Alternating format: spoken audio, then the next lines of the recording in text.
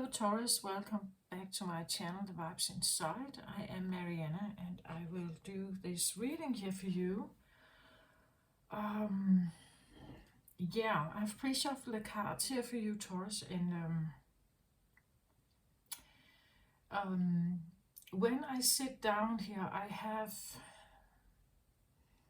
actually have a sense of nausea. I have a sense of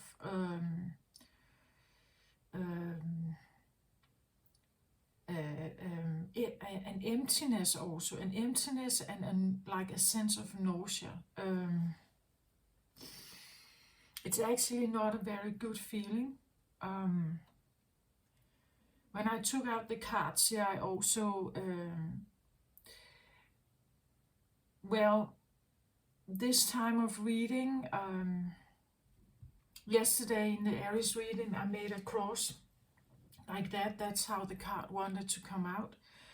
And today there was a card that immediately wanted to put itself here, but it's like I miss one over here, right? It's like there's something over here to have the balance, right? That it feels like something should be here. There could be a sense of emptiness about something, maybe what we have here. The card structure suggests that this is the matter, the heart matter of your situation. These are earthly matters on each side here. So things you're dealing with here. There could be something from your subconscious or something from the past. There could be something about your higher self that you're not in alignment with, or the higher self is guiding you somehow, and maybe you have a hard time following it. I just have the feeling that like my intention for these readings is the lightened life, like a life that is more lightened, meaning that it's more in alignment with your soul purpose and who you really are. But sometimes if we live in a lot of ego, we can't hear this, like we can't hear this one. So my purpose for this reading, or my intention for this reading, is the lightened life, an easier life, an easier load. And I have nausea here. I have like a sense of emptiness also. Like, okay, but let's have a look at the cards here. So I open them up now.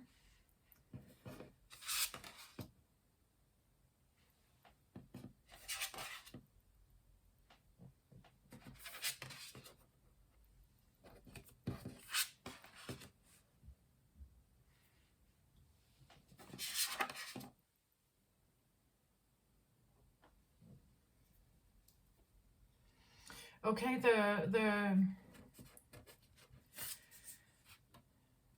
the center card I have here for you is called Wings of Light. This is, by the way, a new deck that I'm using with the moon here on the background. It's called the Priestess of Light here, if you're interested.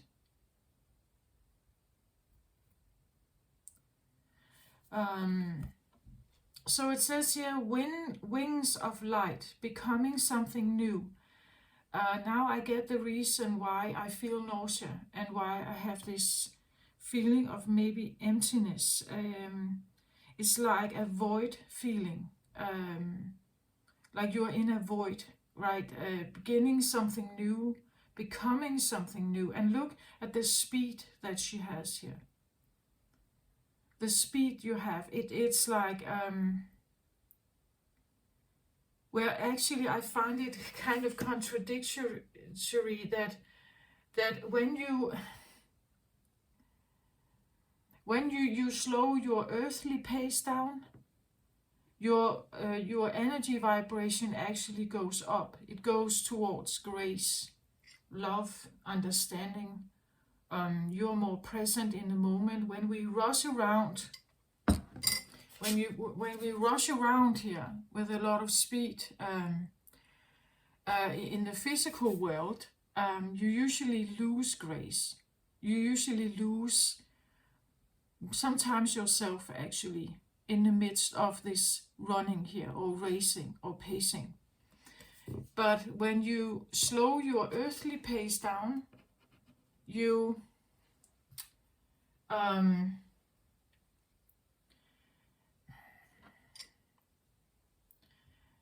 you tend to connect more with like yourself, the inner sense of you right here. We have angel of love here at the bottom, as the subconscious, as what you are focusing on, perhaps what is driving you forward here. We have the Emperor as one of the earthly matters that are like in your life, surrounding you, things you are thinking about. This is Aries energy. On the other side, we have Nine of Wands here. They're interesting cards because the Emperor is like the chief boss. This is being, you know, like the Emperor could be like a CEO in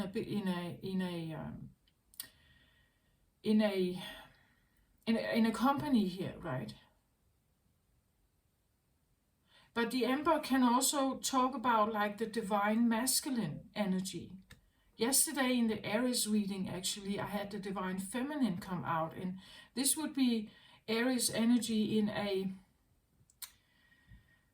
well, we could say definitely an evolved state here. Like he got himself to a place of like tremendous strength and success here. He is in like leadership position here. But on the other hand, we have the Nine of Wands here. This is a card of being defeated, a card of feeling exhausted, that the burdens of life has taken a toll on you, that the burdens of life is heavy, that the Wands energy here, because both of these are Wands energies, they're both fire energies. There's something about your energy here that is, and it's like she's running towards the Nine of Wands, it seems like. I'm not sure to take that literally. Running away from an Emperor state with a tremendous pace here.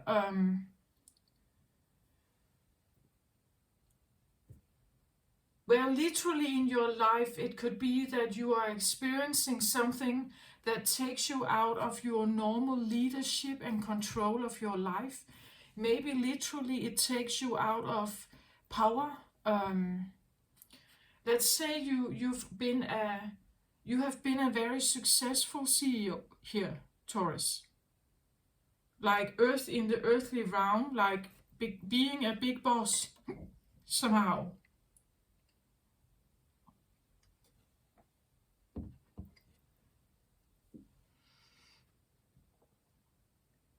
Being a big boss, or being at least, you know, like having a lot of control in your life, having this sense that I'm in charge of my world. I make the decisions. I choose where I want to go and what I want to do. I'm powerful and strong here. Like the Emperor is like literally an emperor, like someone who may see themselves, experience themselves as extremely successful, very powerful, very strong, having natural leadership abilities, and it's like standing in that power. It takes a certain person to be an emperor here. Like an emperor is like a king over kings. We have kings in tarot as well, but an emperor is more than that. Like that is the top CEO boss, and the kings would then be like department managers, right? In a hierarchy, right? There could be several of them, but the emperor is like the one that is kind of on top of everything. The one that is in charge. This could be also we could say your command center. I've talked about in some of the later readings this idea, what is the main story of your brain, like what is in the command center, right? That in the command center, in this situation, it seems like there's a strong voice of power, control, leadership, or a strong identity, like a strong identity of being in charge, being in the leadership, being but then look at it, it's like there's this very quick, it's like she's rushing here. But it could be, like that this is because it's in the center here. Maybe that's why I have nausea and like a feeling of emptiness, that it's like it's leaving you. Like life is, the life of the emperor is running out. It's moving towards a state of feeling very defeated here. Feeling, well, the Nine of Wands is usually a card of feeling trapped or wounded, feeling like cautious. You have to look over your shoulder. Is new problems coming? Are new problems coming?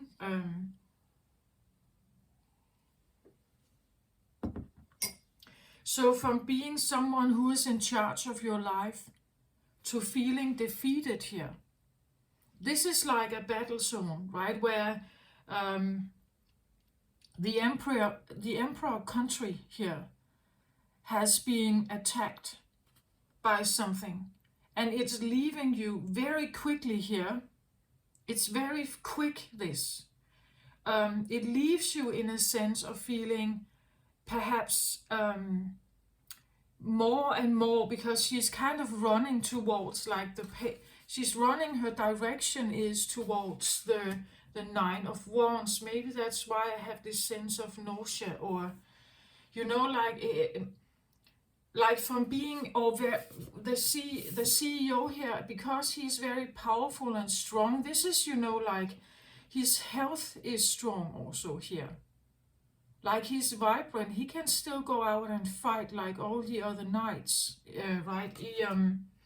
But here it could feel like he's falling, like literally falling from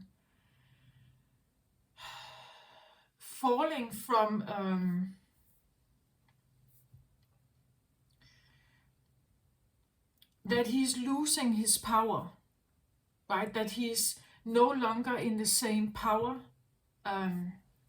But the interesting thing is that it's wings of light here. So this is an interesting thing, because sometimes we believe that staying like this is the ultimate position to be in ever. But in terms of light and in terms of love and passion, in terms of that, that is not necessarily the case. Like in terms of love frequencies, as I just said, sometimes you have to you have to put your earthly pace down to have a quicker light vibration. The more you are in control and living the earthly life, embedded in the earthly life of duality and power and this idea of needing to be strong somehow, to stay on top, to stay in charge, to stay in control somehow. That is not that's a place of, like, from light perspective, from a light perspective, that is a position of actually lack. Like the more we hold on to control, the more we hold on to like needing to steer our life, needing to have control and dominance, and in terms with the goggles of light, you would say, with the glasses of light, when the light looks at him, he would say, well, in the third dimension we understand that this is maybe what is the most attractive, because it's a way of getting by in your life, right? It's a way of maintaining control, maintaining a sense of like controlling the outcome of your life here, right?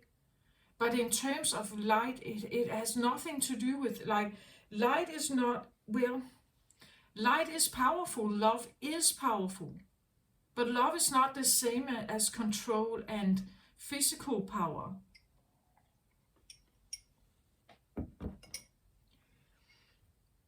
As I just said, when you slow down your earthly pace, you reconnect with grace.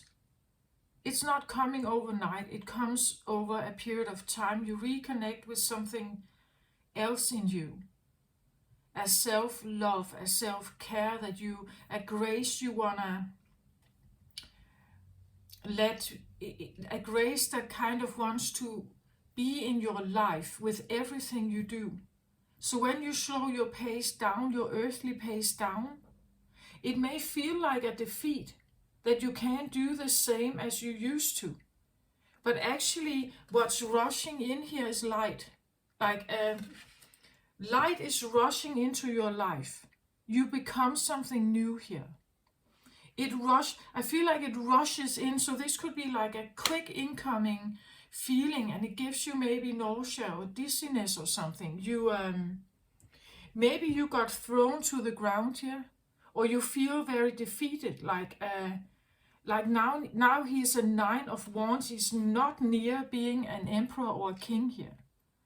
Now he's suddenly a foot soldier, right? And having no power. He's without any kind of, he can't steer the outcome no more.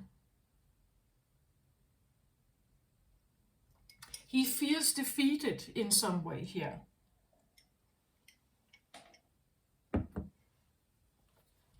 This is a place where you're fighting like the release of power, or the release of needing to control your life.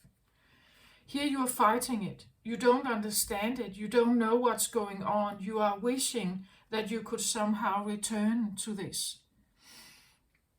But it's like with the speed of light, you are rushing towards something in you is rushing towards this.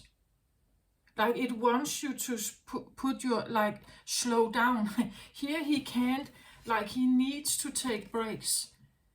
He feels defeated. He feels exhausted. He feels like the weight of many lifetimes is on his shoulder. He's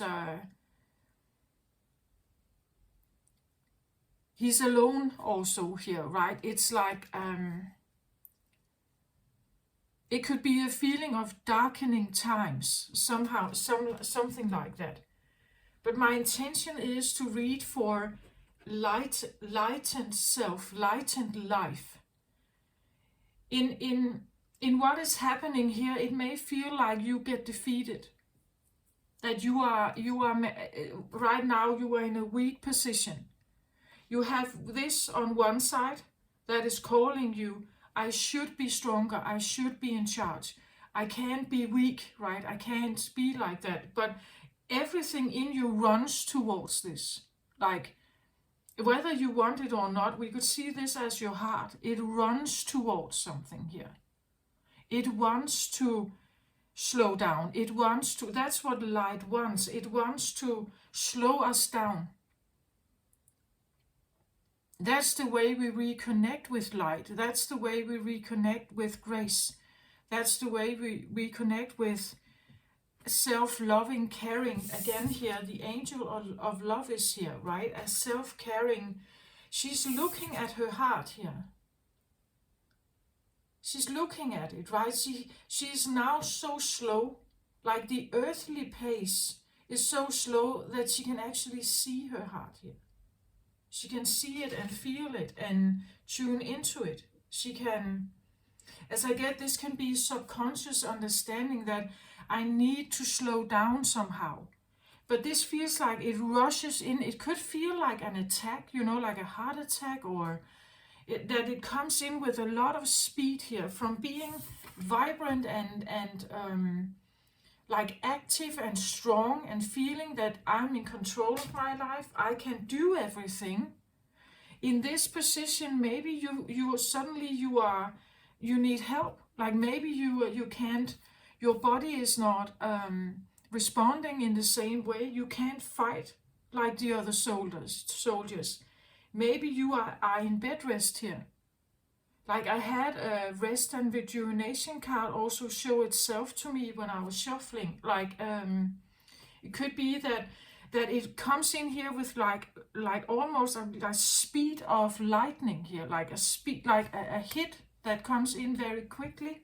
It comes in, or it comes in within a few days or so, where suddenly you feel like from being in charge of your life, you are quite okay. Maybe you are still working here. You know, you are literally, you sit in your lead management position, and something came in or comes in here with like a speedening of light effect, and it leads you to sit here.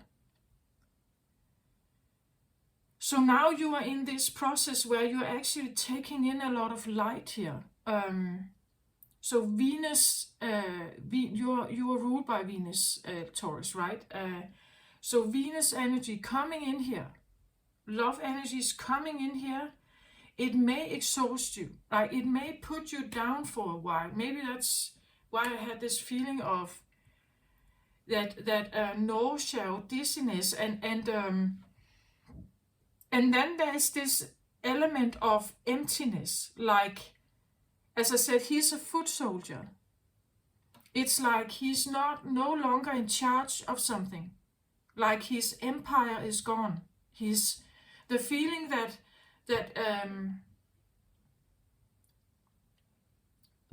you can take steps and control your, you could say, your environment or your day-to-day life.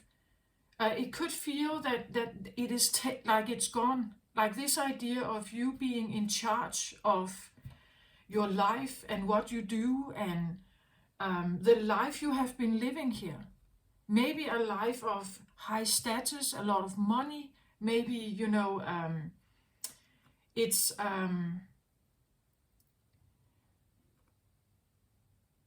it could be something like you know, like you have strength, so you can go and do fitness. You can be an active person that participates in maybe also like a high society life or something like that. This is a strong position, right? A very strong position in our society to be a CEO here. You are seen also. There's spotlight on you. People are aware of you and your name. Right? They would know who you are. Like maybe you have been, or you are, like I'm saying that it's coming in. I don't know if it has come in yet. And of course it's a general reading. It will not be for everyone. If you're cross-watching, this could be a Taurus that you know about, right? Who had like some kind of position here. They could have been like literally a CEO. They could have been, or is, again, depending on the time here. But someone who is known in society, maybe in, you know, like world known. Maybe it's that famous. Maybe we talk about like local society, but they are a name. Like they have established themselves as a well-known politician or something here. They have a very successful business or something like that. They walk in high society circles. This could be like an emperor, could be, I don't know, well, it could be like a mayor. It could be someone in power, meaning it could be,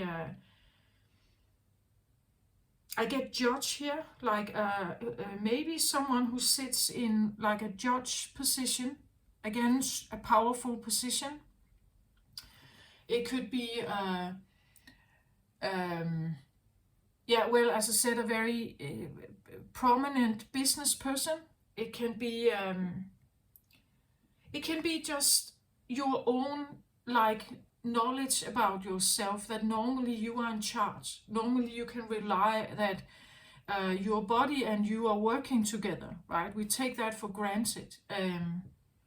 But here it's like something comes in that is now putting you in a position of being the foot soldier, like being suddenly you're no longer in charge. If we talk about the same branch of business or something, you are taken out of leadership and you are now put in a secondary position, like a position where it doesn't have the same status or prestige. Maybe you can't choose the same way you did before, like you maybe you had ways because you were the emperor. You're the top manager here.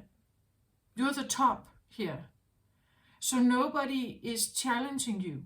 Like this position is unchallengeable, right? That this is a position where there's nobody above the emperor, power-wise, right? But here it feels like coming in very quickly, and now you're the foot soldier. Now you're taken out of leadership. You're put in a position of, it feels like it's bad. Like this feels like it's bad.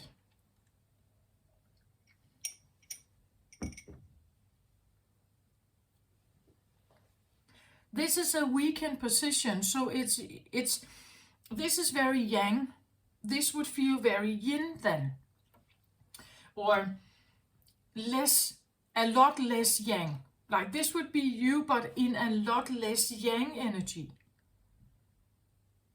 But you see, maybe that's not bad, because you are a Venus ruled sign, Taurus. You're not supposed to necessarily be yang here. You're not supposed to be yang. Like your opposite is Scorpio. They are yang, right? Do you get my point? I've thought about this many times during maybe the last half year or so when I was doing my readings, and when I look in the world, I feel like we are all yang somehow. Like many of us are mostly yang controlled somehow. We have yang energies and they are definitely present, but even the yin energies are yang. Like it's like the yin can't release their control. Like yin should be able to flow and create and be safe doing that. But I don't think this is how we feel. I think that those of us who hold most yin energy actually are not safe. Like we don't feel safe unless we become yang here. We step into yang energy here.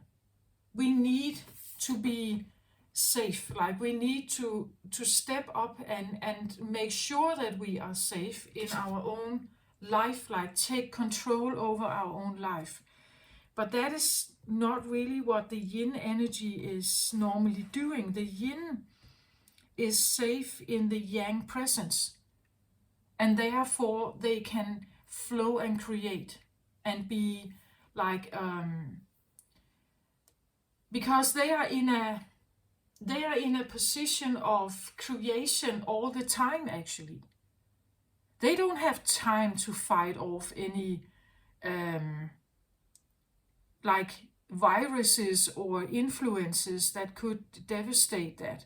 They don't have time to be both creative and on guard at the same time. Like it doesn't go together. Either you create or you are on guard.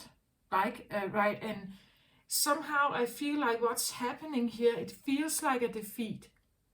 It's an incoming of light here. but it doesn't feel like that. I think for many of us who go through spiritual awakening, it's less dramatic. This feels like a forceful sense of breakdown, maybe almost, because you're not supposed to stand in power. You're not supposed to stand in that kind of power. That's not your power, Taurus. Your power is this, right? You're Venus here. That is your power. You stand with the grace. You are the mother. You are the lover, right? You are that's who you are.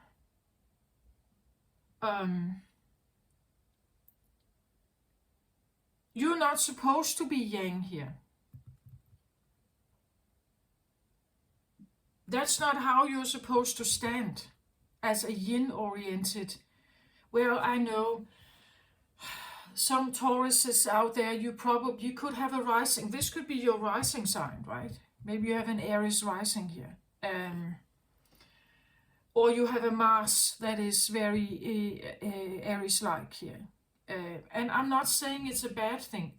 The reason why this feels like it's coming in is a part of the fifth dimensional new energies. If you believe in that, this is one of the reasons why I believe that some people go through it feels like a decline, like you're becoming weaker, right? I have felt that myself, like I was definitely thrown to the ground and needed literally to sit or lie because I had no balance. Like I had no, like the ear balance. It was off somehow. So I couldn't walk normally, right? So literally I was benched. I had to sit, right? Or lay, mostly. It has that feeling to it, like something comes in, maybe out of the blue somehow, that somehow suddenly take it how it resonates in your life, right? It takes you from a feeling that I'm in charge. I feel good about my life. I'm in charge. I feel strong. I'm healthy. I feel like I'm good, we could talk about, like you being the bull, that this would be like a top master bull fighter here, right? That you feel ready, like you're ready to engage, something like that. And here it's like the defeated bull, like that, right? You are or almost thrown to the ground. There's not much left here. And it may feel like it has come in very quickly. It feels probably like a defeat. I'm here to tell you it's not a defeat, but in our third dimensional life, yes, it feels like that. Because it shakes everything up. Now you're like the foot soldier. What you are experiencing is that you are thrown back into your yin energy. And the yin energy has a really hard time in the third dimension. Like the yin energy is highly threatened in the third dimensional energy. This is why you feel like a foot soldier. You have no power here. There is no power in the third dimension for yin energies. It's very little. Very few women actually embrace real divine feminine energy without any secondary agendas or any other, you could say, of course there are strong feminines out there. But let's take an example. If you know a YouTuber called Teal Swan, you can look her up if you don't know her. Teal Swan is an influencer. She has gone through her own stuff. For me, she is she looks like a feminine, like she has this long brown hair. She always wears long, beautiful dresses. So she looks quite, I feel like she looks successful and very sure of, she actually has a bit of this energy here. Like, she's sure of her own presence. She has a strong presence. But for me, it's not yin, it's yang. Like, she's yang energy to me. She looks yin because she wears a dress. But what comes out of her mouth and how she carries herself for me is yang. Like, she could be wearing a business suit and be just as strong. Like, that's how I see her. She's a very successful YouTuber. I'm saying, just take a look at it, right? If you disagree with me. I don't even think that most of us know what it means to be yin. Like, I think we have gotten so far away from it. No yin is safe here. No yin. Like, real divine yin is safe here. Like, it's because how they would come across would be a bit like this. Like, if someone stands with their heart open here, beautiful light energy, very feminine, very soft, like, this is just to be exploited, right? That's how the yin, that's the fact for the yin energies. Like, the yin energies are threatened. And we know what happens if a beautiful energy like this gets exploited. They get angry. They become very sad. They become broken or toxic here. And that's what happens with the original yin energy. Like, it can't compete in this world. So most of us stand in a masculine energy. Like, I've done that most of my life myself. I find it hard to become yin. Like, yin always comes with a sense of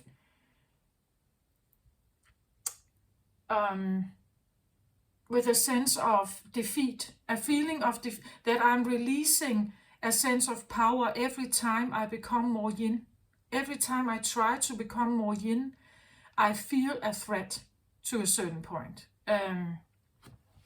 So you see, now you're the foot soldier yin here. Your fire is changing.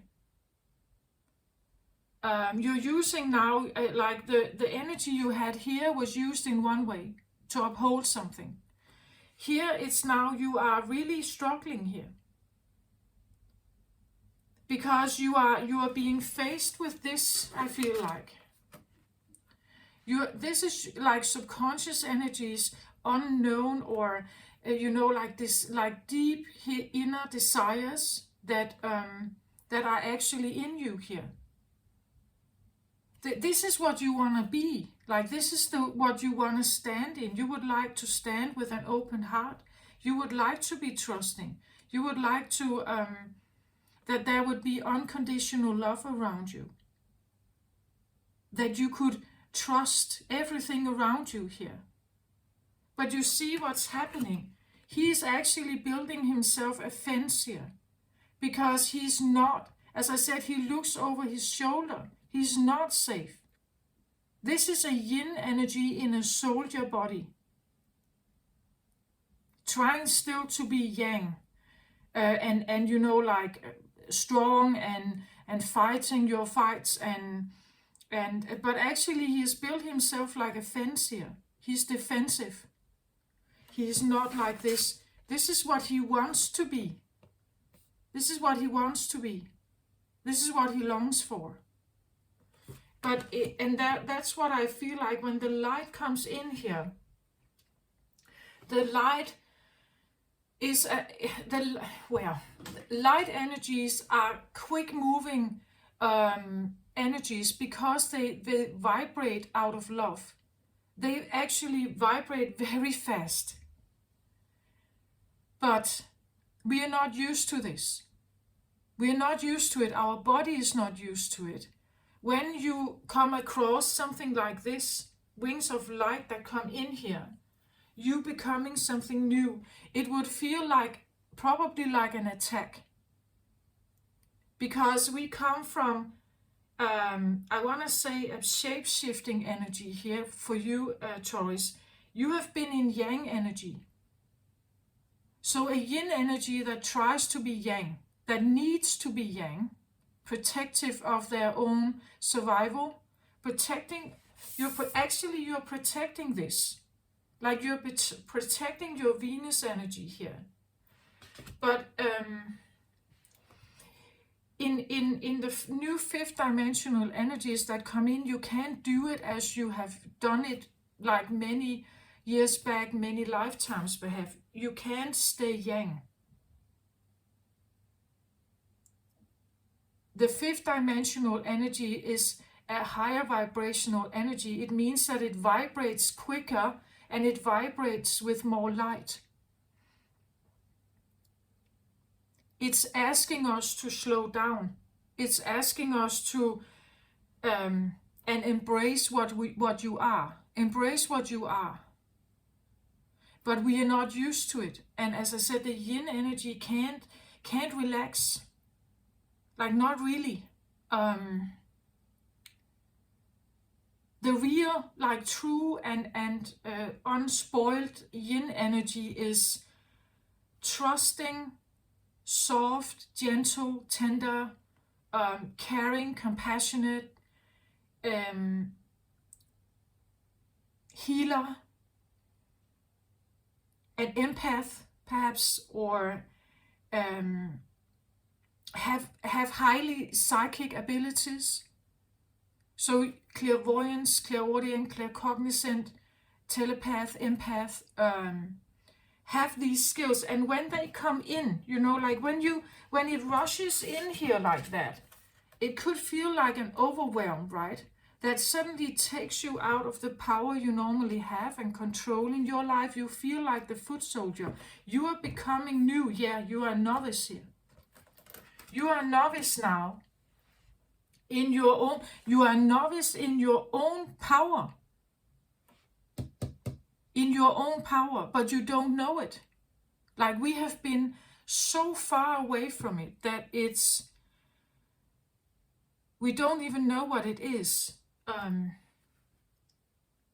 Your higher calling here. This is why the wings of light are here. So I get segment. This is a very, very powerful energy here.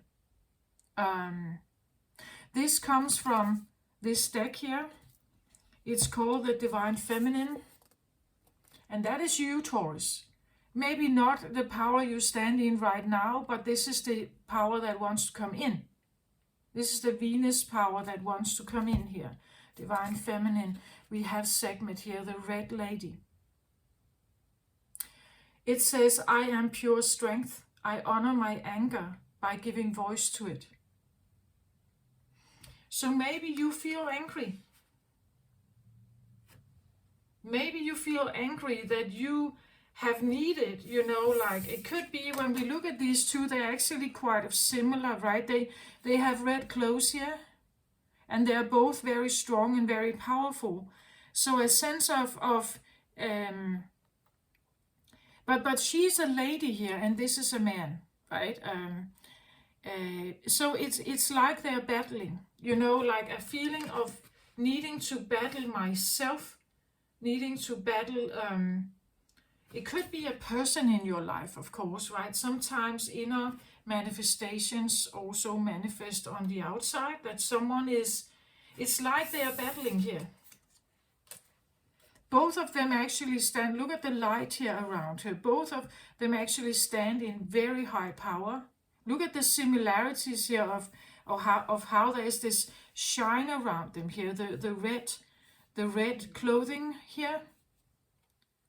But this is a feminine energy and this is a masculine energy, right? So it could be that you are realizing that I am powerful, but I have been powerful in the wrong way here. Like, this is not my way of being powerful. I am yin, right? I'm yin energy here. What does it mean to be powerful and have poor strength as a feminine energy? What does that mean? You're becoming new here. What does it mean?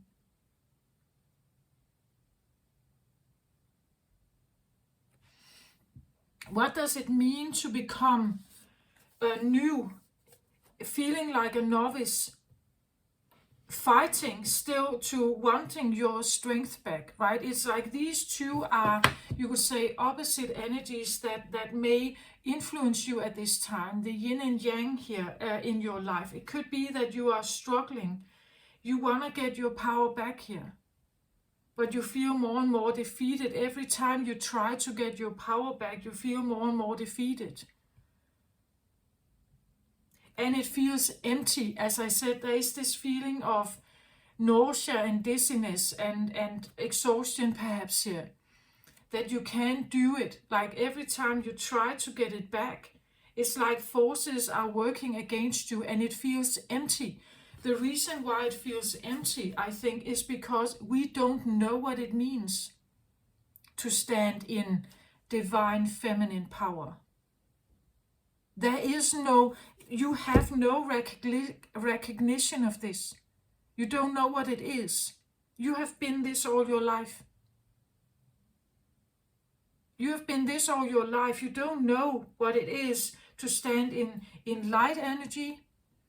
You don't know how to maybe even be self-caring. You don't know what it means to have poor feminine strength.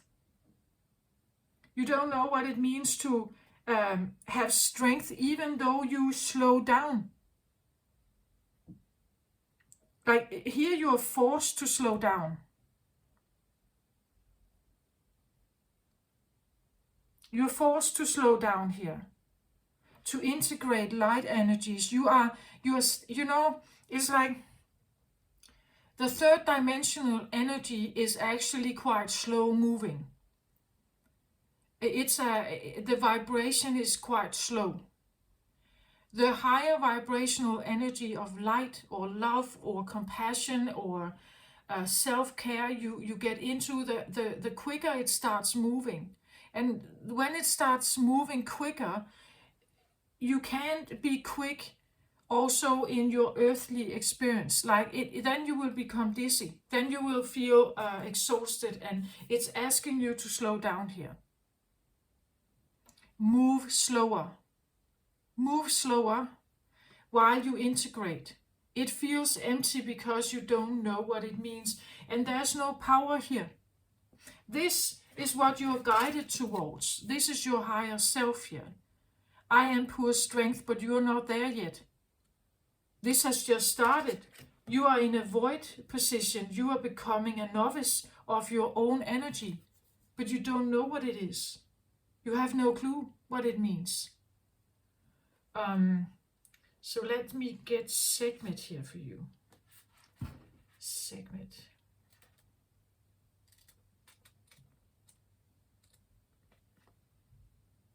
One moment here.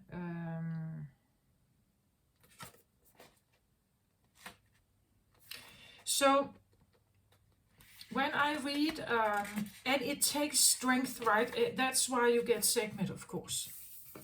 And it has to be an equivalent. Like to fight something like this, you have to be an equivalent feminine energy. You could say to balance with something like this, you have to become this as a feminine energy. Otherwise, you would always, if you stand in front of a yang energy like this, you would feel defeated. That's how you feel right now. You are asked to grow this in you. This is your higher calling. This is what you're supposed to become. or I wouldn't say supposed to become, you are this already. You just don't know it because you have forgotten. You don't know what it means, what it feels like. So the Red Lady, I'm poor strength, I honor my anger by giving voice to it. So the anger can come from feeling oppressed, from feeling that you can't be you, that the favored energy in the world is yang, that there is no room for yin, not real yin. Only a special kind of yin is accepted, a yin that the masculine can domineer and steer and control. That's usually the yin that is accepted. The good mother, the caretaker of the children, but you can be strong in yin energy, just as strong as a male emperor yang energy here. This is favored in the world. This is not necessarily favored.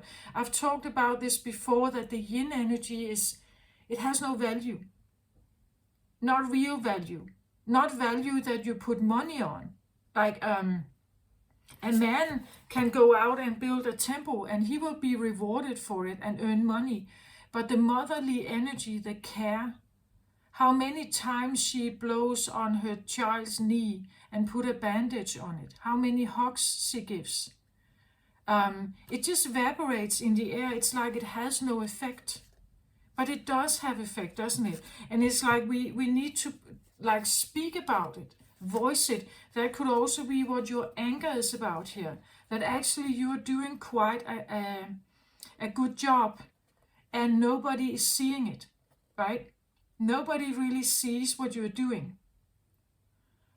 Sekhmet represents the sacred rage that keeps us protected and reminds the world of the pure strength of feminine power. Sekhmet is an Egyptian warrior goddess depicted with the head of a lioness and the body of a woman.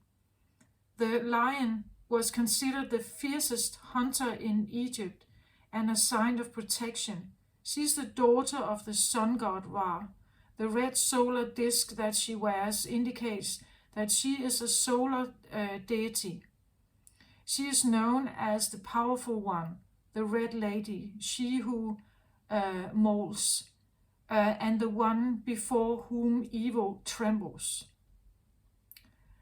The ancient Egyptians held rituals at the end of war and at the beginning of each new year to tame the wrath of Sekhmet. They would play music, drink beer that was dyed with pomegranate juice, and dress all of the Sekhmet statues in red. It is believed that the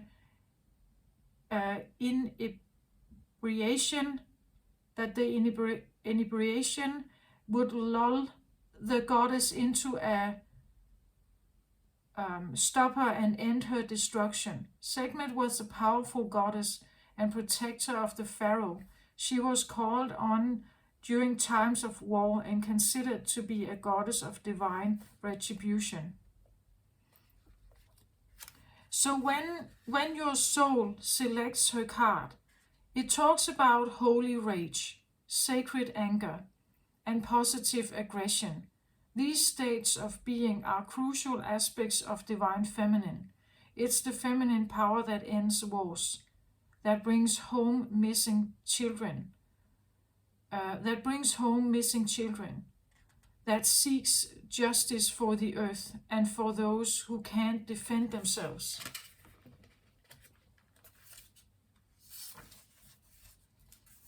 The brilliant artist and mystic William Blake relates that the voice of honest indignation is the voice of God. The feminine has for too long been disassociated from rage and anger. If we can't embody the fierce emotion of anger, it often festers and expresses itself in subversive, manipulative ways, or it leaves us anxious and frustrated. Positive aggression acting with love on behalf of what breaks our heart and enrages us is what allows us to become agents of change to better our lives and the world around us. Sekhmet wants us to come face to face with our true strength. Power doesn't come from passive-aggressive behavior. We don't have to fear expressing our anger directly to an institution or a person who is acting unjustly. Sekhmet wants us to see that anger is an essential emotion. And Sekhmet is the sacred call to move that anger from pure emotion into conscious action. She wants us to act with conviction and from love. She wants us to create the healthy boundaries we need so we aren't injured again and again, and so that we can free ourselves from a destructive pattern. It's time to end. We have a divine right to draw a sacred circle around us at all times. The protection we invoke for ourselves and others help move us from feeling helpless to taking loving action. I can't really make this up, right? It's like the helpless feeling you have comes from, I feel like, a recognition of, first of all, what love is, like what it's supposed to be like. There's this saying that love is patient and love is kind, right? It doesn't force anything. It is patient. The unconditional love would never force something. It wouldn't give you rituals. It wouldn't give you limitations. It would support you and be there. The motherly aspect is what is still desired in this world, but feminine anger is something that is probably not so. We are like, women could be called hysterical, right, if they express anger. If they decide they want a divorce, it's like they are hysterical. It's like they are moving out of tune. Like they are supposed to be still and pious and good women all the time. But that's not how it works, right? We have, well, actually, like this is, I want to say, well,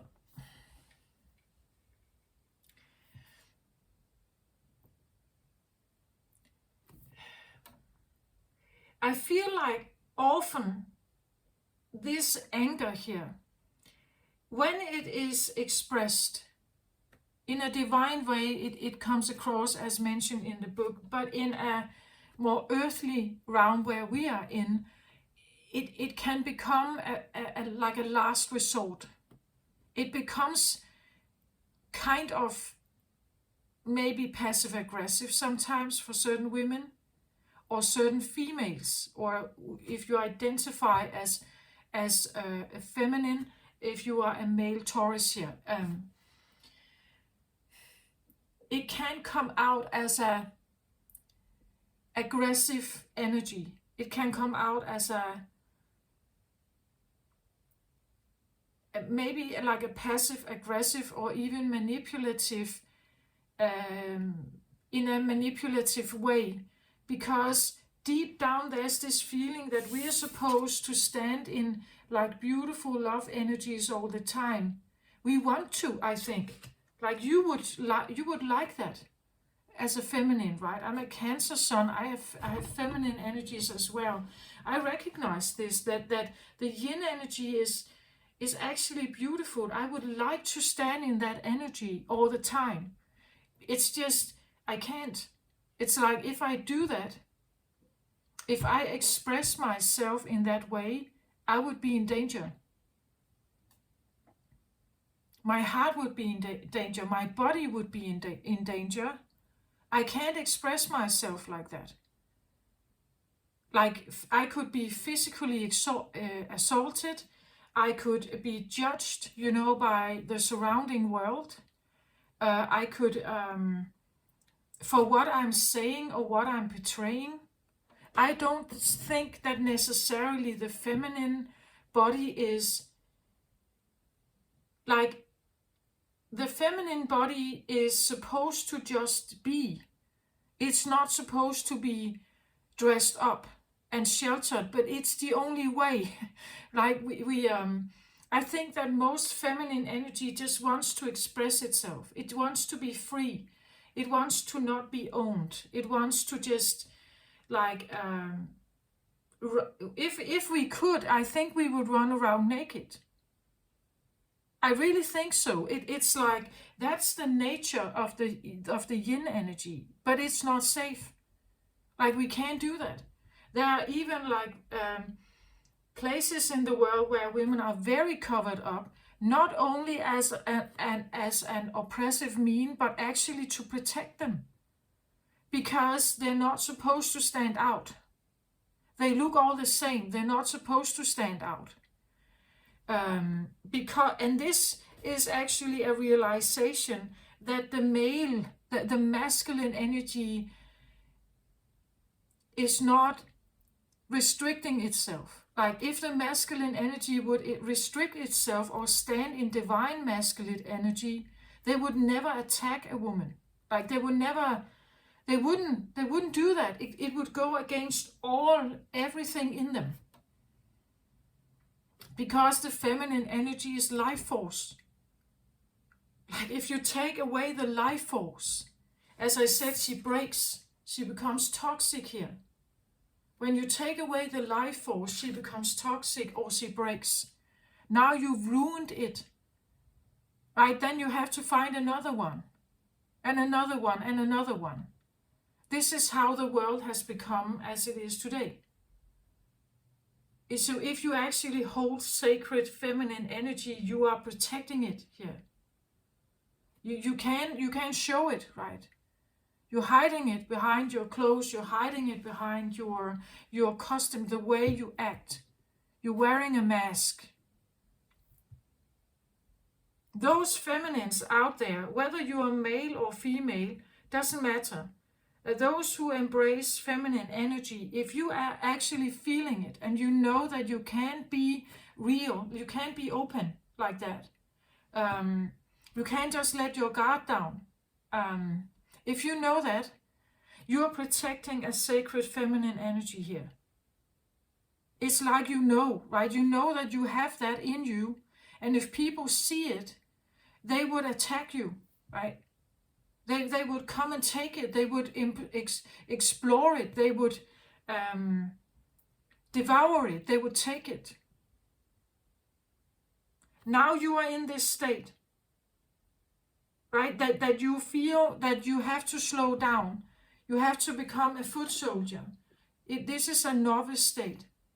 You are reconnecting with light energies. It's forcing you to slow down. It's supposed to remind you of this. And you will probably feel the rage here, because you realize what kind of life you're living. You're realizing the restrictions. You're realizing that the only way you can show anger is in maybe a manipulative way, because otherwise it goes against your core here. We have another card out here that says temptation reversed here.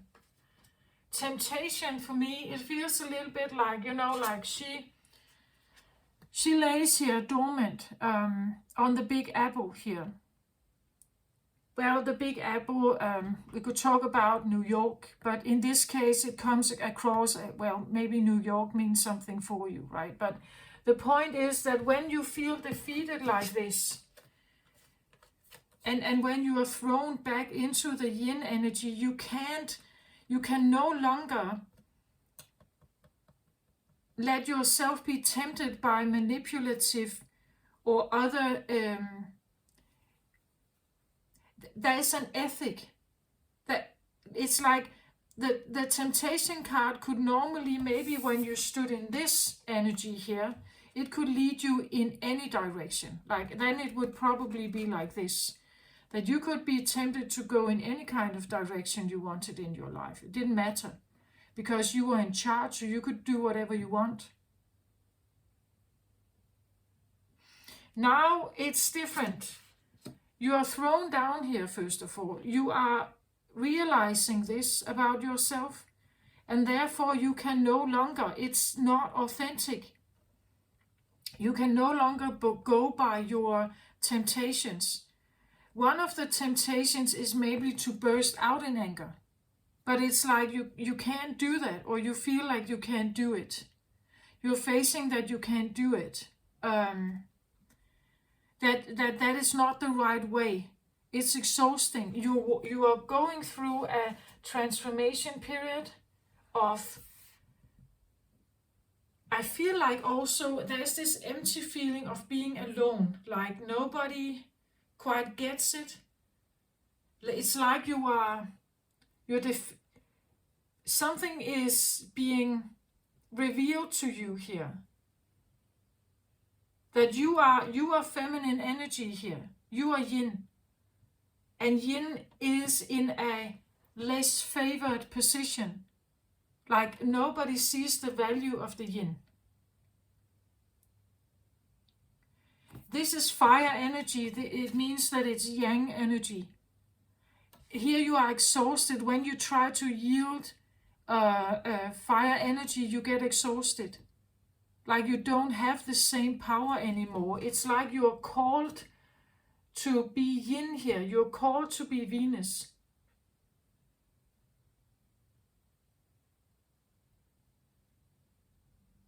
The light codes that come in are of high vibrational energies.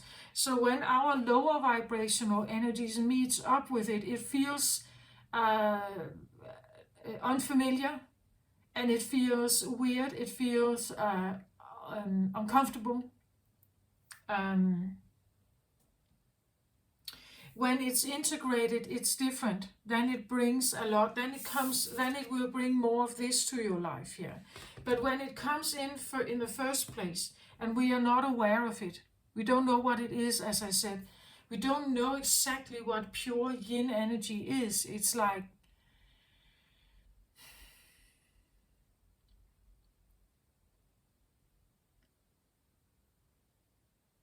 and there are all these stories about yin, right?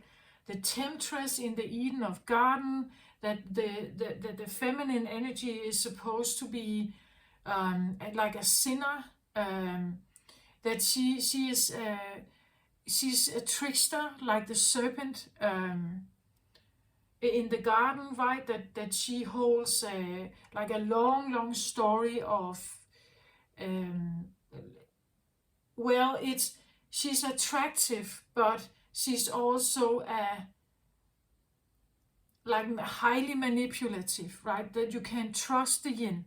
You can trust the yin energy. She's and she has to be kept under control. I feel like that's the point, that yin energy has to be kept under control.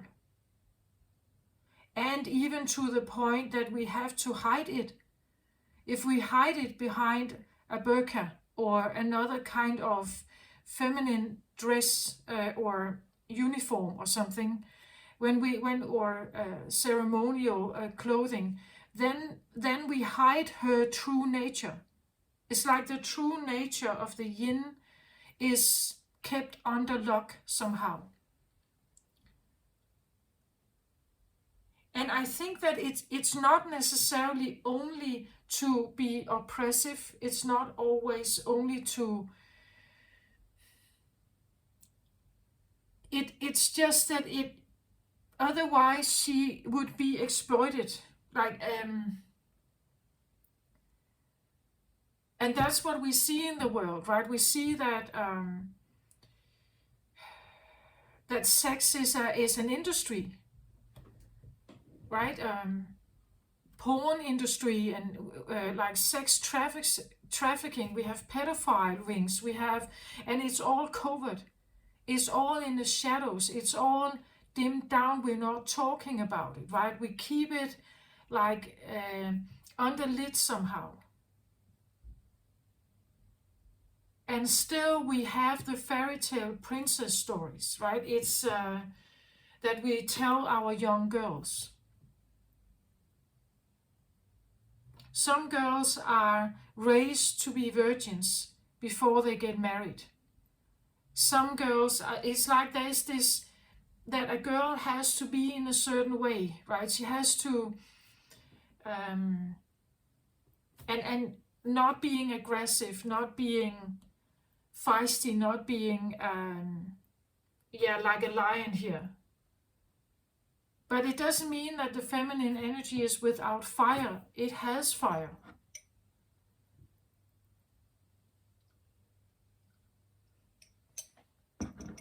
Especially if it's treated wrongly. If it's treated wrongly, the feminine energy can become, as I said, they may discover it too late, right? If you have an open heart, this is I feel like actually what men want. They want this beautiful, glowing feminine in their life who has an open heart and trusts and she's vital and healthy and glows here. Because she has life force. That is her main position. But if she shows it, right, like this, she would be hunted down. Like she would be hunted down unless she has part of this in her. Unless she has the lion here. Because otherwise, she is a prey here. She can be a prey to masculine energy. Right? It's especially how it is, but I think this is actually what men want. They want a happy wife. They want someone who shines and glows and is open and trusting and compassionate and caring. This is what they want. Right? But they don't get it. They don't get that they are actually ruining it. I'm not saying all men are bad, right? I'm just saying that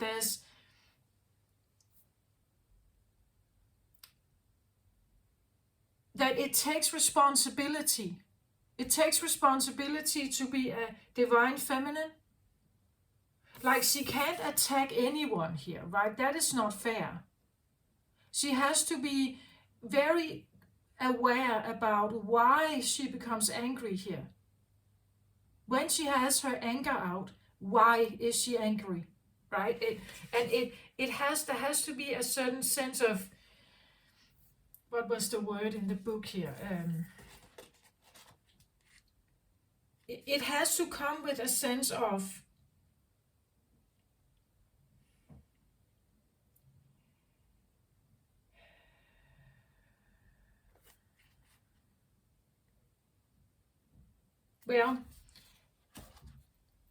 there has to be a sense of fairness. Is there a reason? When we talk about women becoming hysterical, is there actually a reason?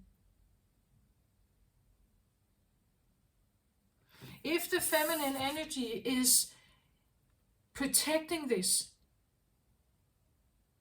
in them, around them, in their daughters, if they are protecting this in them, how come that it's not fair that she reacts if she's cheated on, if she's lied to, if she is ignored, if she is abandoned, if she is ghosted, if she is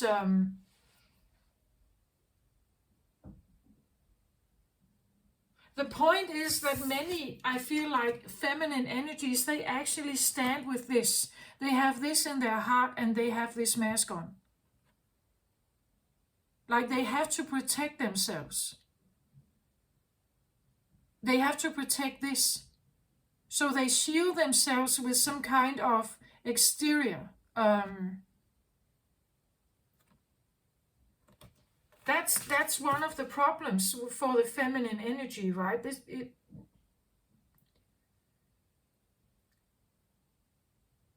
The psychic abilities can also leave you exhausted here. That suddenly you're opening up to something. You feel that you can hear, or your ears ring, or you have certain incoming messages. You may hear the voices of others or the feelings of others. You may feel it, right? This is where this can come in. That suddenly you realize that,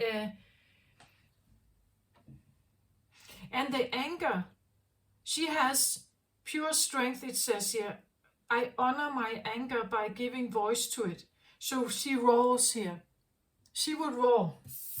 If something feels out of alignment, if something feels like that she needs to protect this one, she would roar here. It's the only, you could say, it's the only ways that she can protect herself. Like she is in the protective. I said the lion was considered the fiercest hunter in Egypt and a sign of protection. She's defending herself, protecting something vital here. And just take a look at it. Isn't it what all men want? Like they want this.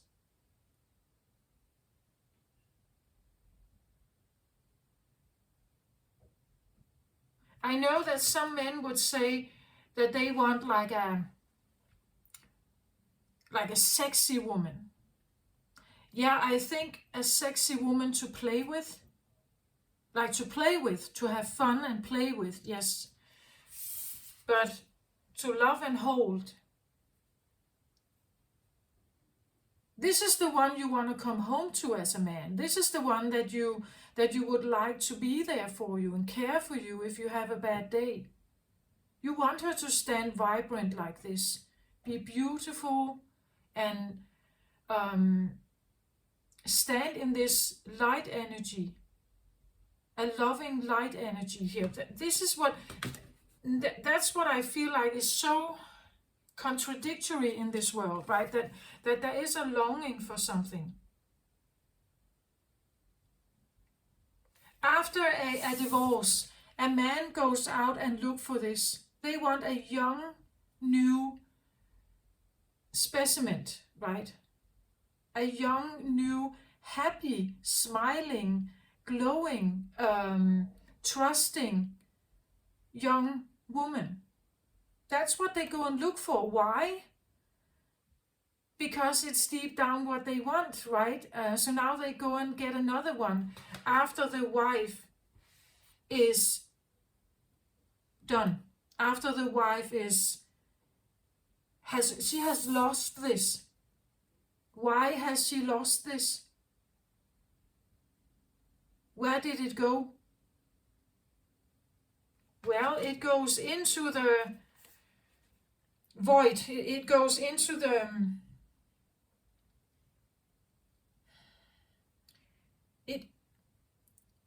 it gets caught up in perhaps her disappointment, her lack of, her disappointment, her feelings of being maybe betrayed or abandoned. It goes into the children, right? It goes to nurture and give to something.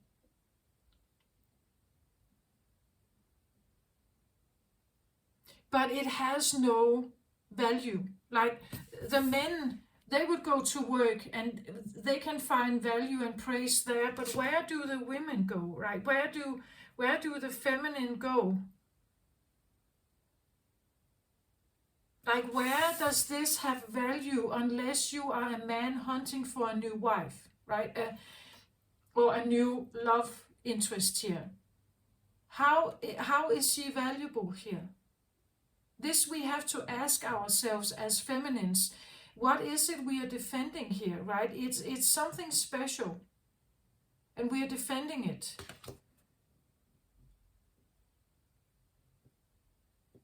It has been under lock here. You feel it now, Taurus. You feel it's here, but it feels like it's a defeat, like you become weak, like you are actually in a dangerous place. You're connecting more and more with this. And at the same time, you may feel the anger here. Your fire could be burning you up here, right? That there's more and more fire coming. The fire and the anger here is supposed to have an outlet. But usually when women like become angry, they are seen as hysterical. They are seen as not like out of their, you could say, role. Like they are seen, even in past times, they were called crazy. They were put in an asylum. They were regarded as defective somehow. But it's not defective. Actually, what happens with a star,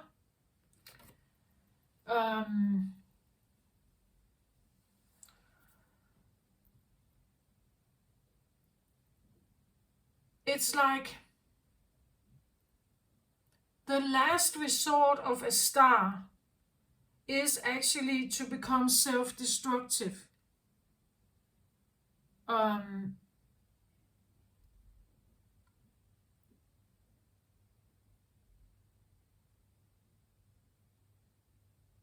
That is the final resort. I also feel for women, like the final resort is when everything breaks down and she just yells, or she slams the door, she roars, right? When a woman starts roaring, or when a woman becomes silent, this is bad. Like this is really bad. Then she is already engaging with this. She is doing this because something is out of order. She's asking you to, like, as a man, she's asking the men to step up and take responsibility. And she starts to feel unsafe. When she starts to feel unsafe, she climbs right back into masculine energy here, and this is not what we want in our world. We don't want that in our world. We don't want masculine mothers. Like we don't want that. We don't want masculine wives. We want feminine wives. Gentle, soft, caring, compassionate, open, and receptive also. That's one of the other things about feminine energy, is that it can be receptive. It can be receptive if it has to guard itself all the time. How should it be receptive and open? If it's constantly like guarding itself here, building fences around itself, how is it supposed to be open, free, flowing, receptive? You know, this is like the young teenage girl, right? That she wears this beautiful dress here that flows in the wind, and her hair flows in the wind, right? That is the romantic idea of the young girl that I think most men are attracted to. Because she is open, because she is receptive, because she is maybe impressionable. You know, like because she is open, she is impressionable. She is, you can talk to her, you can get her under your wings, right? But if you get her under your wings, you will protect her. You will make sure that she stays like this, by all means. But that's not what happens, is it? Usually the feminine energy breaks down. Over time it breaks down. And they lose the vibrancy, right? They lose this glow here. They lose the glow. And that is a disaster for the world. The light codes that come in now are supposed to bring us back to this. But it may mean that for a while, if you feel like this is you, that you have experienced this, that you have to break down your defenses here, that you have to or you felt protective, that you suddenly felt that you have no normal armor, you would say, like the normal sense of armor of the emperor here is kind of gone. That normally you do feel like you may have had like a feeling of like an aura, that where I stand quite firmly. It could be literally an emperor here. It could be that you lost a person in your life, right? And he was this for you. Maybe you are having a divorce and you are getting away from him, but that actually leads you right into feeling the defeat, right? The defeat. Maybe not wanting to date again. This could be like literally not wanting to date again, not feeling any kind of temptation towards biting that apple, not wanting to take any chances. This is a feeling of survival mode, right? This is where we feel threatened here. That the energy feels threatened. And there could be a sense of being in a protective mode here. Maybe feeling a sense of anger. Or probably with segment here, probably feeling a sense of anger. Or like a protective, definitely protective with like the fences here. But it's the wrong way. She is protecting something very vital here. Something brilliant, something that is supposed to be honored, the life force. Like that is supposed to be honored. This is what she's defending, right? This should be like top priority for everyone. That is her main goal, right? See the value of this, protect it. That should be your main goal as a divine masculine energy, to protect your woman here and her light. If you protect this, it will be with you always. You make sure she's safe. You make sure that she can be open, receptive, flowing, feeling nurtured and cared for. That is what she wants here, right? That's what she's looking for. But that's not what happens usually. And women step into masculine energy to protect themselves, because the man is not there necessarily. He leaves. He's not necessarily there. She's on her own. She's on her own with the kids. She's that's I think one of the main problems, actually. She can't flow. Right? If she is alone at home with the kids, she can't flow in her original state. As I said, I believe that most feminines, if they actually could, their main state of being is open and receptive. That's the main state of being for a feminine. But this is so unfamiliar to us, and so, I want to say, not normal. We have to put clothes on. Like we have to like protect ourselves. We have to like act in a non-sexual way. Like we have to become masculine. That's the only way we can go about in life.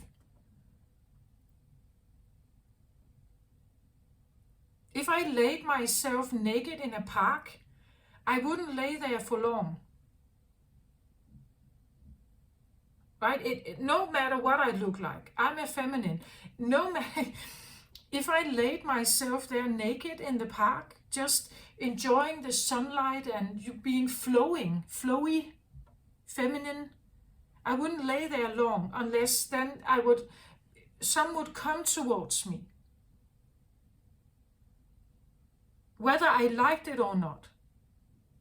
I wouldn't know anything about their intentions. I wouldn't know what they want from me. People would take pictures of me, right? They would gossip about me. The women would gossip about me and judge me and whatever, all this stuff. But the feminine energy is not supposed to hide. It's not supposed to build walls around itself. Then it can't be receptive. It can't receive anything.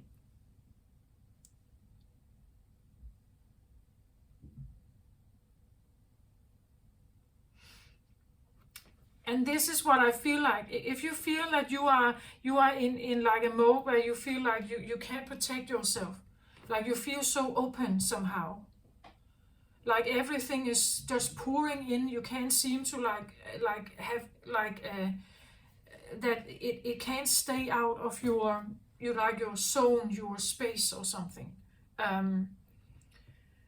It's probably because you had a light income here. Like there's a light coming in. And it feels like it could be rushing. Like it rushes in to all of us. But I feel like for those who embrace feminine energy, definitely you feel it the most. Because it leaves you in a sense of feeling perhaps unprotected, even more vulnerable. And I also feel like, because it could remind you of something here, it's reminding you of the stories why you may, again, like in old times, there was this saying that we have to marry the women off quickly. Because when they have a man by their side, they are protected. There was a reason for this. Like single women, like back in history, that was a bad thing, right? They were unprotected somehow. And they were this, it was a weird thing between, probably they were witches or they were temptresses to other men, right? Or but when they became a woman, they were suddenly pious and they belonged to a man. If that woman was harmed by another man, he would be judged for how he has violated another man's woman. So she was regarded a bit like a property. That is another thing that segment could be angry about here, right? That the feminine, it's life force energy. How can this be regarded as property?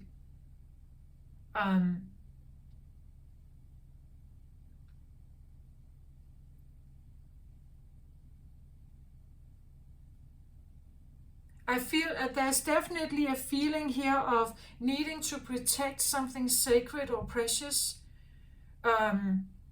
Needing it also to be pure. That's how she comes across here, an angel of love. It's like she's pure in her expression. Right, again, the purity, there's something about the purity. I think most men, they just want a happy wife. Happy, smiling. She's not angry, this one, right? She doesn't look angry. She is, that, like, anger is something that men don't like in women. They're supposed to not have it, I think. Men don't like anger. Men don't like women actually speaking their mind up, like really. I think, some men probably do like it, but if they're looking for someone like this, they should just be still and happy, right? That would be how the man would like her, to be happy and smiling. It's like she's like a sugar cone or something that he can come home to, and he would brighten up his day. But he shouldn't make it worse, right? She shouldn't argue with him. She shouldn't be angry with him. No, she should be this, like a sugar cone, right? She should be this sweet sugar cone and happy and smiling and glowing all the time. That's how he would like her. And when he comes home, he can just, like kiss her, right? And she would never say anything bad. She would never, but that's not how women work. Like, they're not like that.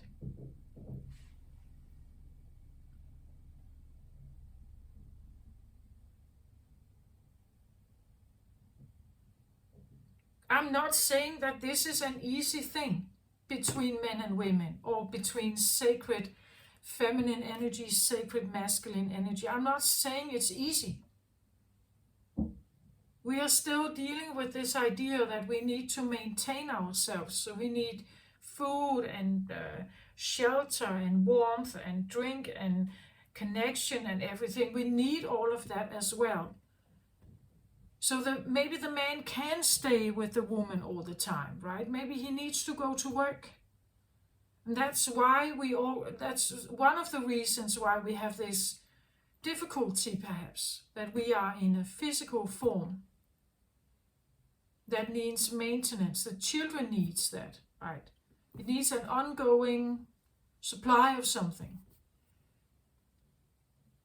In theory, like in a theory of pure consciousness and no bodies, this is different. It's easier to just melt together. Because there is not this other thing that needs to be maintained. The physical form doesn't need to be maintained.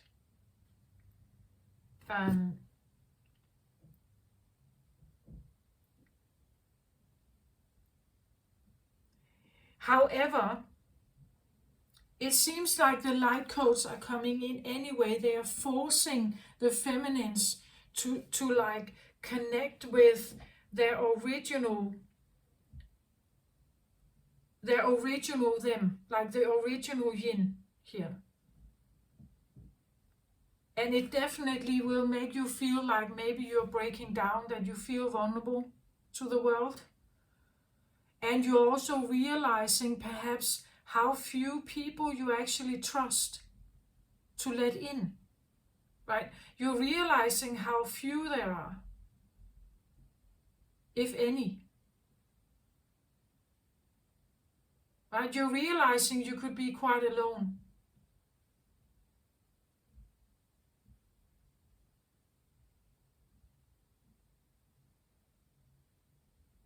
And that there is no masculine energy that literally secures you.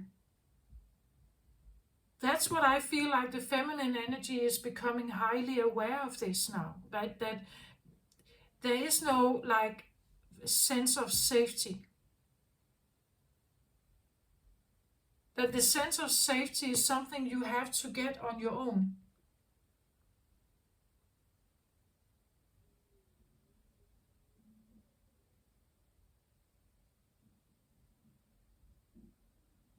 When women are asking for a divorce in a relationship, my strongest belief is that, well, there could be many things you're arguing about, but one of the main reasons is that she's not safe there. Not really. She's not safe to flow and be who she is. Who she is with everything that is her. Right? She's everything that is her. She can't be her fullest version of herself. That's one of the reasons why she's leaving.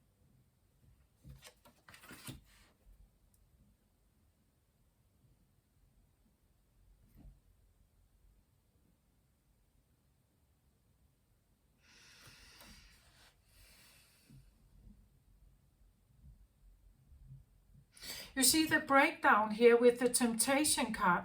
The temptation card is, like I said, that this could be about the Big Apple of New York. So a big vibrant city of life and business and everything. And we have like a fortune box here with gold in it as well. What I feel like in this case is like the vibrant temptation towards you would say a successful life with maybe, like a lot of activity and busyness and a big city life perhaps. The temptation of biting the apple of, like prestige or high society life, perhaps here. It's reversed, right? So it's like a life that you once lived, as I said here. It's like you can't have that anymore. The breakdown here, first of all, it takes your leadership positions. Maybe you literally got degraded in the company. So all your dreams about maybe, like tasting the big apple, like having the big opportunities, or we could say that the big apple represents Jupiter, like enhancement, magnifying growth and potential and money. Like the big apple is representative of something huge, right? The huge opportunities, the big dream, the biggest possible monetary outcome, perhaps. That this is now reversed here, right? Because you're losing that power. It's a degradation, degrading in a company. Like maybe you got a totally secondary job, or as I said, foot soldier. Maybe you become a clerk, and once you have been an emperor here. And it could feel like you're losing everything here in your life, all the prospect, all the potential, all the good, the supposedly good stuff. But it's like, I feel like you're called on another journey here. There's something very strongly in here from your subconscious, from your higher self, that is, it's calling you towards something. The red color also indicates root chakra, something about your roots. Like your roots are not to be yang here. That's not your roots. Your roots are yin energy. Like to own that, like to take that on, to know that that is my original being, that is my original self, that is who I am. That is my root. That is my that's where I come from. This is what I represent. I'm life force. Don't treat me like I have no value. Don't treat me like I'm nothing, right? That's what she's saying here. She's protecting something very vital. Life force is the reason why we can create children. The women are given a womb for a reason. The life force, the new heirs to the world, come through the women. It's like that creative energy in the feminine is regarded with a certain amount of respect. If we talk about creating children, then we just get her married, and then she's kind of settled in that position. Now she uses her womb, her creativity in that area. So let's get them all settled. Let's get them all married.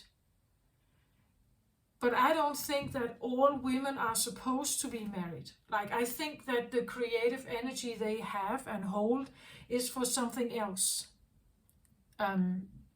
There's a reason why women during different times chose to live alone.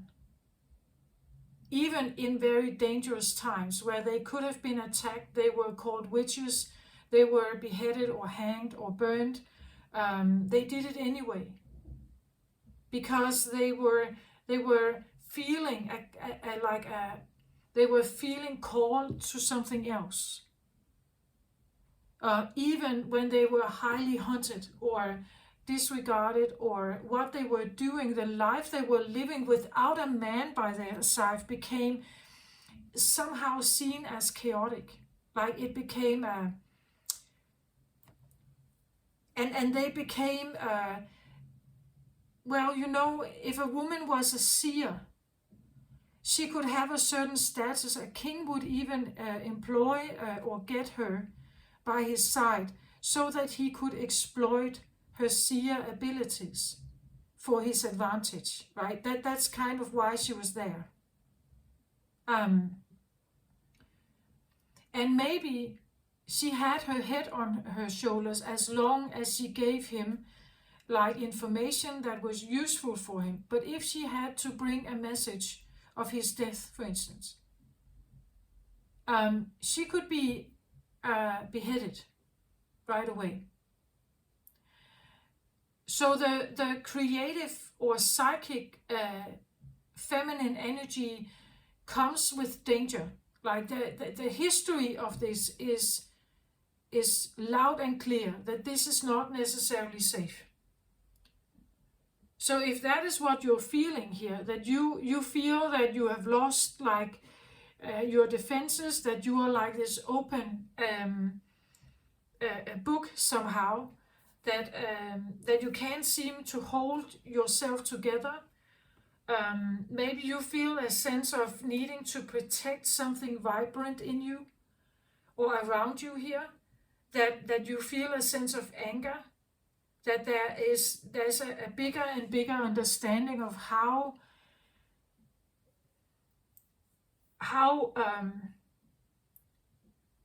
different the weight scales are of yin and yang in this world. How much power the yang is yielding primarily in everyday life, but also towards women. Not always to oppress them, I feel. Also to keep them safe in some way. But it depends on where you look, right? And how broken or toxic the feminine energy can become. And it's not what we want. Like it's not what the men want.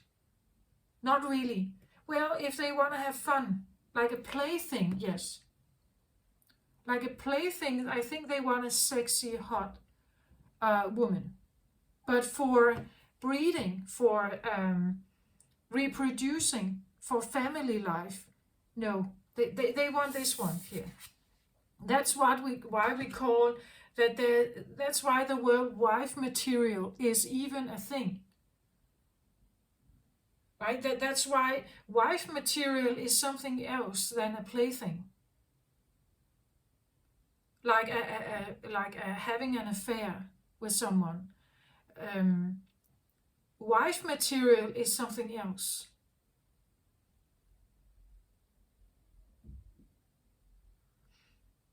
Somehow I feel like I want to balance out something over here, as it's like, it's like it has this, like that it goes up here, and I would like it to somehow balance over here, but it feels it's vacant or empty. It could be the feeling that there is no one that can come in and help you here. Like there's no one who can be the protector that you're looking for. That there is no real one. That could be the feeling that you look around in the world and you're looking at all these men out there. And yeah, they may be like successful men, right? They may be highly successful, but you can't see anyone. There's nobody who tempts you. There's nobody you want to let in. There's nobody who would make you feel safe. Because like the consciousness of men in the third dimension operates in a certain way, most of them. And it's like, it could be the feeling that it's vacant. There's nobody here.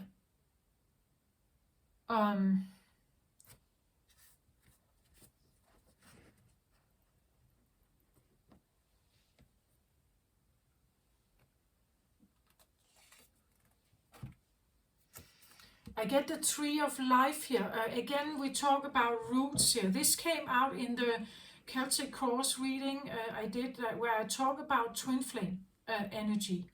Look at how they are kind of swirling around each other here.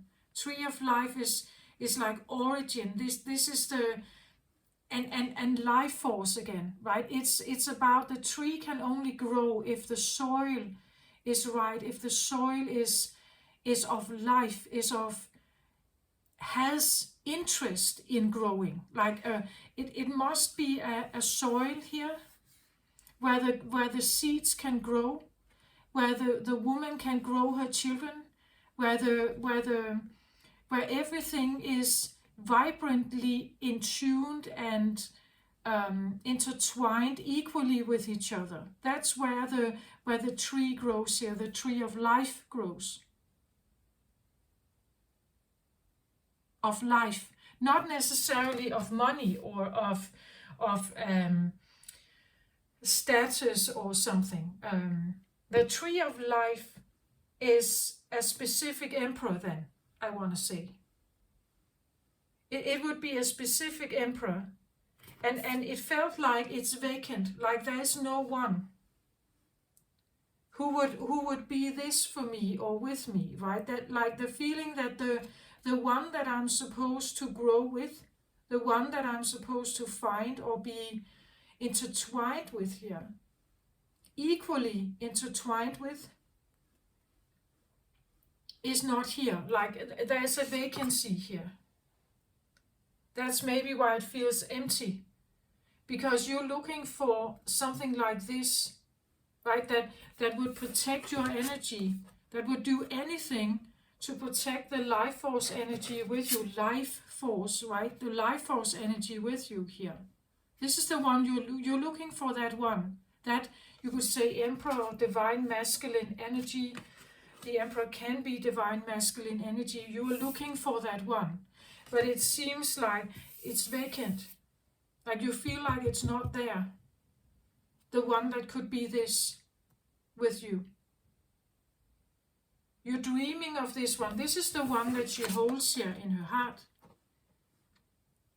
But she's realizing, like, it's like he's not here.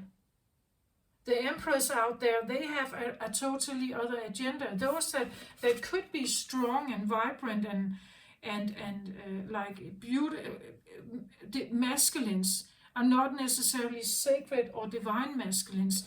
What they care about is not what it is that you are wanting. Like, again, I feel like the segment here, they look similar to me here. With like the vibrancy here around her, the red clothing. He is a red clothing, he has a vibrancy here as well. But it's like he's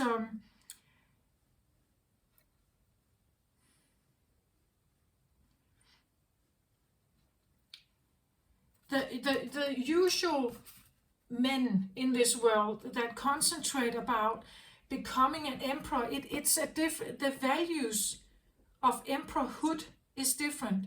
It's about power and status and money, reputation, spotlight,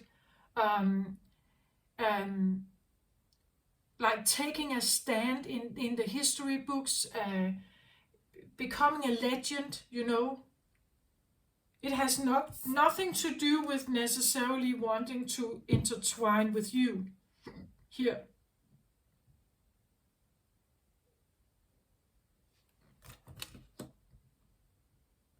Maybe you are realizing that true love or unconditional love, Taurus, that there's a vacancy here. Like the one you are wanting. I feel like I want to put him here, this card here, because this is what you are defensive of. You are defensive of, like the you know, like the connection. Like, yeah, there's something about the connection here. And it feels off, right? That when you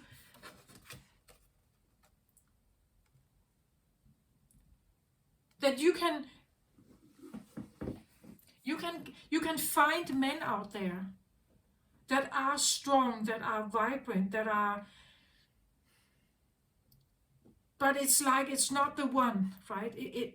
Their values here, what they are about, what they concentrate on every day, what they want to be, how they want to be seen in community, and there's too much ego here, I think.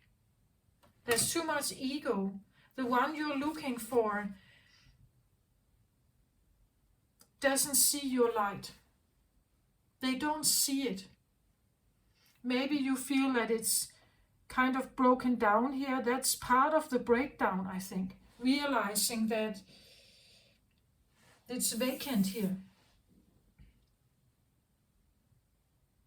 It's vacant.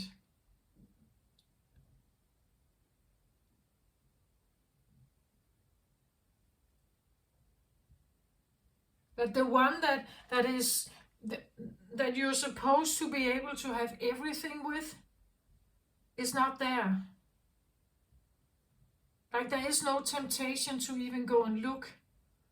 There is no feeling of desire. It's like you're realizing that you are, the attraction towards someone here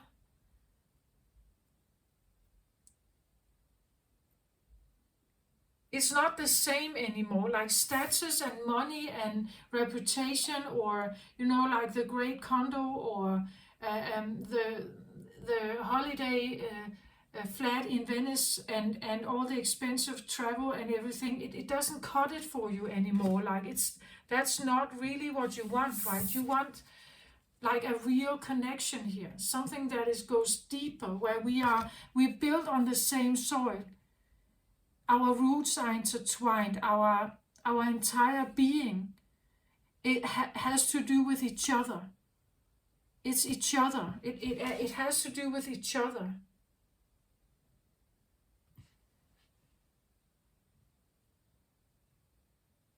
And whoever has been here, or whatever you have been doing in your life, even if this is you, like you have been in masculine energy, you have been like building the house you wanted, you bought the car you wanted, you have the job you wanted, you had status and fame and people around you, you had a great network, it was not it, right? It never could give you what it is that you're really looking for. That's why it feels empty here, I think.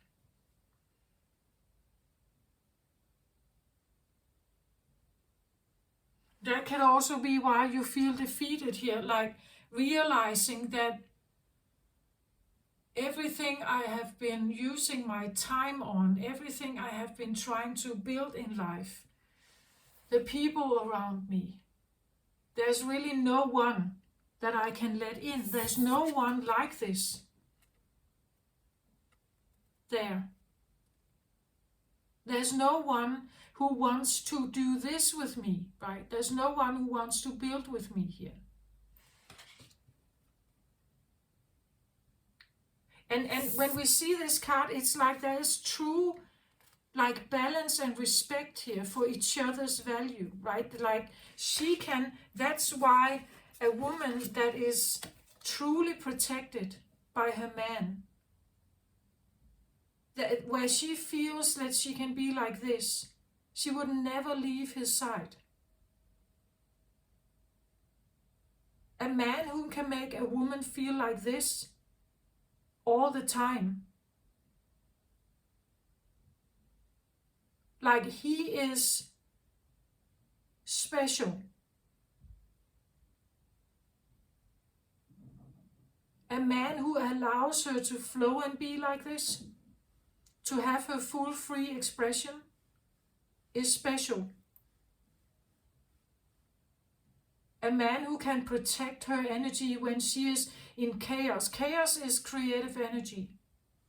A woman who's pregnant is in creative energy. She is in chaos.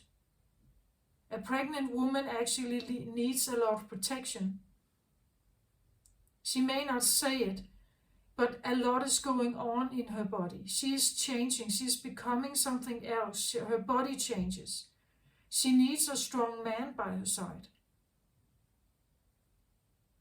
who will make her feel protected, who will make her feel beautiful, who sees and values what she's doing. She's working with the vibrant life force energy. He has that much respect for that. She's creating a life, something he can't do, no matter how much he tries. She's doing that.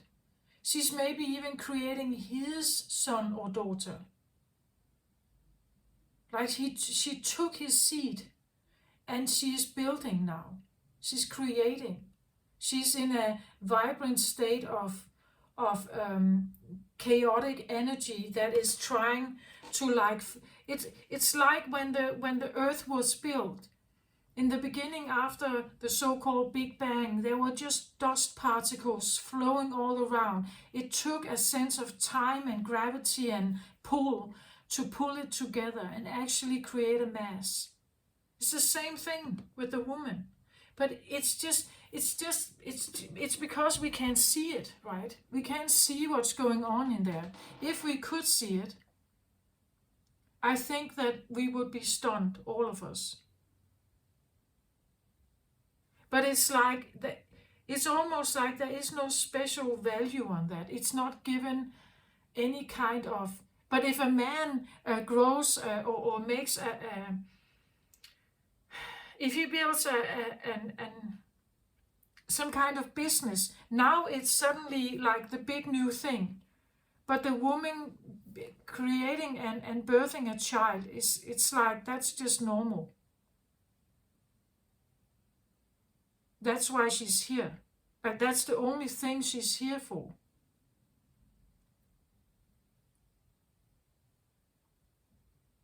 I'm saying this in a bit of provocative state because, of course, I'm aware that not all men think like this. But there's definitely a community of men who do. Like they do think like that. Some would say it's for her own protection. Some would say it's the only way. We can have wild women. That's another thing, wild women running around. It's like an untamed horse, right? There's something about the tamed and untamed. Everything that is untamed is what I would say feminine. Like it has this wild way of being. It's like we don't condone wild behavior. It's negative. We see it as negative if it's wild. People that protest in the street and throw rocks and homemade like bombs or something. It's because it is untamed. Like we can't control it or condemn it somehow. When we have like an energy that doesn't want to yield, it wants to protest or it wants to go where it wants to go. It doesn't want to be held in or contained. It usually in society has this negative connotation to it. Like we have to get that dimmed down as soon as possible. A wild forest fire. It's difficult to contain it. Right? It roars in all kinds of direction and spits fire where it can come, right? And we don't like it. We like something that is orderly and contained and in a nice box. But that's masculine. That's a masculine way of thinking about things. I'm not saying that I think that the feminine energy should be wild and roaring and just flowing without any kind of containment. It's just how you contain it. I think feminine energy wants to belong somewhere. It knows that it can be that chaotic. It knows that it can be wild. So there is a part of the feminine that also knows that if I could somehow, I want to flow and be free inside you would say like a womb, I want to be able to free and flow and mold and be able to just do my thing. But inside a sense of, I wouldn't say, well, container has this very locked idea about it. A sense of, like a pool. I need a pool to be wild in. Right? That's the feminine energy. I need you to be the pool, the safe haven, the hands that keep me safe while I'm wild.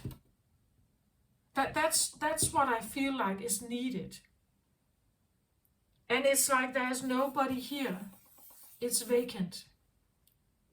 Whom you trust would be that pool or that container, or if you don't like that word, then use pool, or that keeps you, like they keep you safe and protected while you are wild and do your stuff.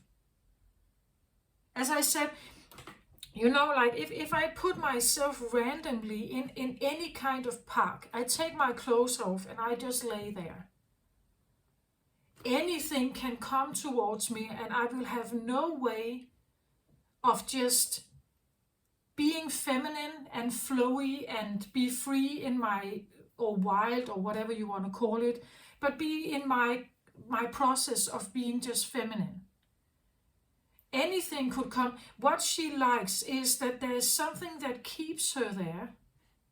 She likes that something keeps her there. Keeps her from, that she can just lay there and be herself and do her thing, what she wants to do. And still feel that there is something that keeps me here while I'm doing this. Do you get my point of that? Not necessarily that it should attack her and devour her. It should just keep the boundaries. Like it should hold the fort, you could say, while she is doing her thing. That is what a pregnant woman needs from a man, right? That he's there. He holds the fort. He holds her hand. He listens. That he is a supportive, you could say, fence around her. Like that he is a supportive fence around her. That is what he should be, this one. He should be the supportive fence around her. And if he's not there, she has to make him herself. That's why she becomes yang. She becomes masculine. Because she has to make him, create him herself. Right? That's why she is behaving in a masculine way. That's why she puts her clothes on. She walks in a certain way. She conducts herself in a certain way. That is the masculine she has created around herself when there's no one there. Not a real one. When there's nobody available like this, who would do this? Then she has to create herself and conduct herself in that manner because the job is vacant. There's nobody there. This is what I feel like I have. The one you are looking for, I try to keep like an intention of a lightened life. The lightened life for you would be someone like this, who would come in and hold the fort with you. Not necessarily only for you, with you, while you create something here. Someone who holds the fort. While I am going in my creative process here. And it's like nobody seems to be there. It's like there's no one there. Like there is not such an energy present in the third dimension. Very few men hold that kind of energy.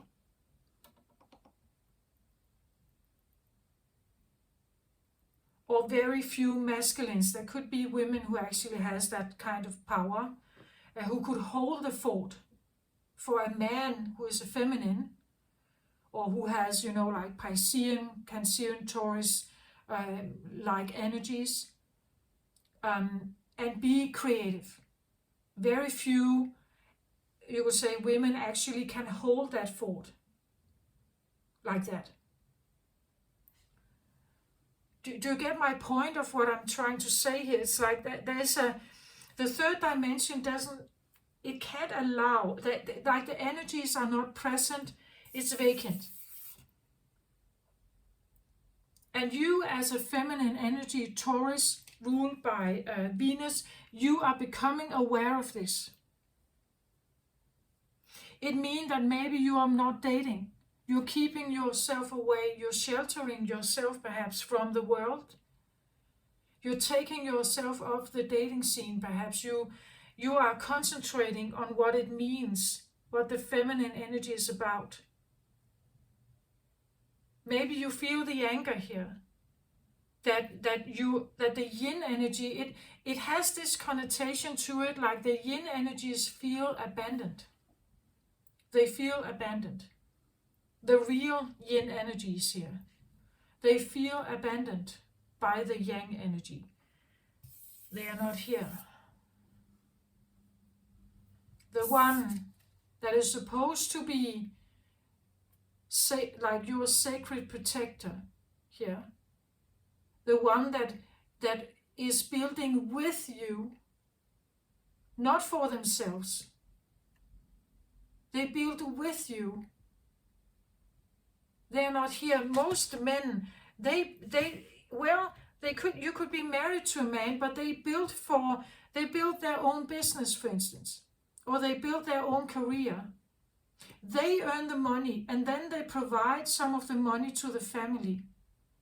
But what they are doing is not building with you. You are not part of it. Maybe you have your own job, right? But you are not. I get the feeling it's like the energies should build together, right? They should build together. Not separate, like I have my career, you have your career, I have my job, you have your job. I stand on one ladder of success, you stand on another ladder of success. It's like it's building together, and the yang has kind of abandoned the yin. Maybe the reason I don't get that in this reading, the reason why the yang has abandoned the yin. I don't know.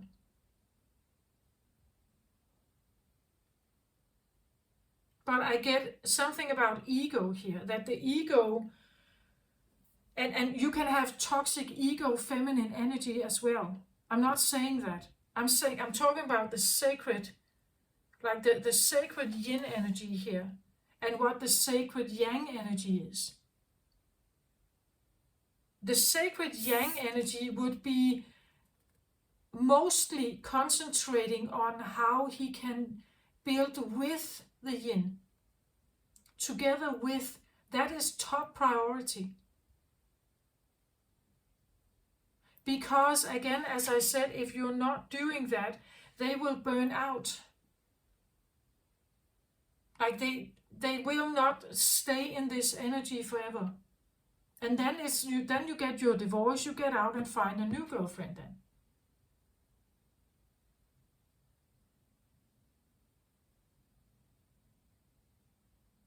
That is what we see in the world, right? That is what is present.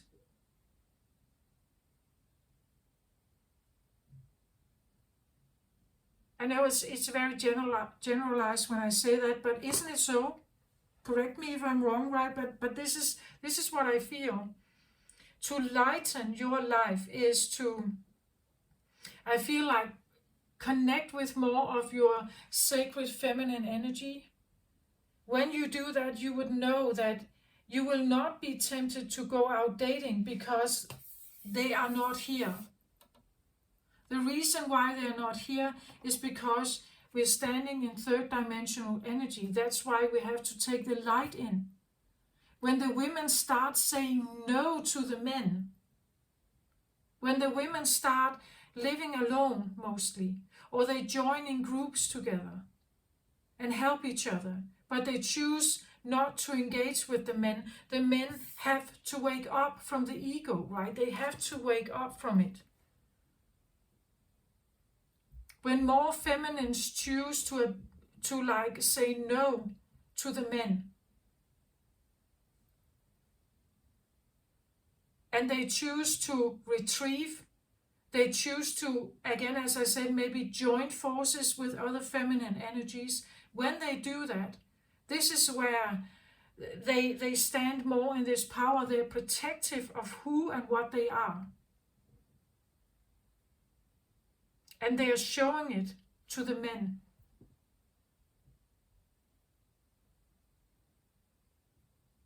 I don't know if I literally have within Taurus community that Taurus, they are running from egotistical men here. Or egotistical masculine energy. If that literally is a fleeing, a fleeing of away from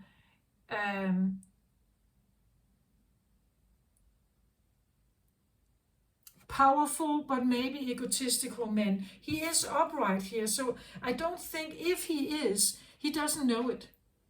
Like he stands in like a sense of integrity. He believes that this is how he's supposed to be, I think.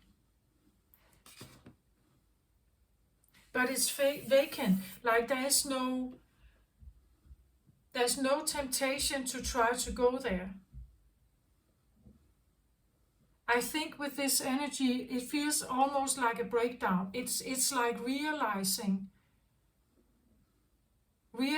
how what kind of toxic life you have lived yourself.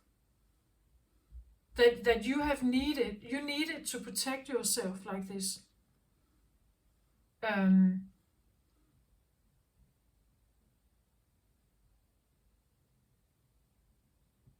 Because there was no one. So you needed to become masculine.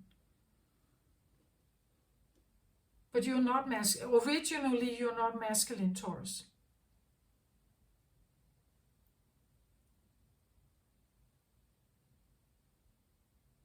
I know we are all, of course, we are a blend of yin and yang energies. If you have a rising sign that is highly masculine, that's probably one of the reasons here why this stands out to me so strongly. But it's just like now there's this, it's almost like rushing towards, but it just feels terrible, right? It feels that the light that comes in is actually asking you to become something else, to be or return, or to stand in another energy. This would be a more vulnerable energy.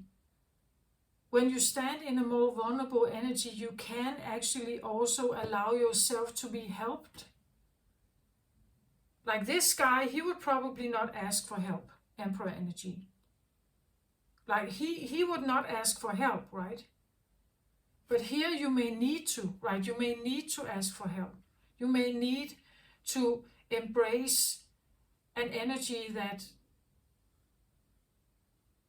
needs help also. Again, the fort, right? Needing the fort, someone to keep the fort here up.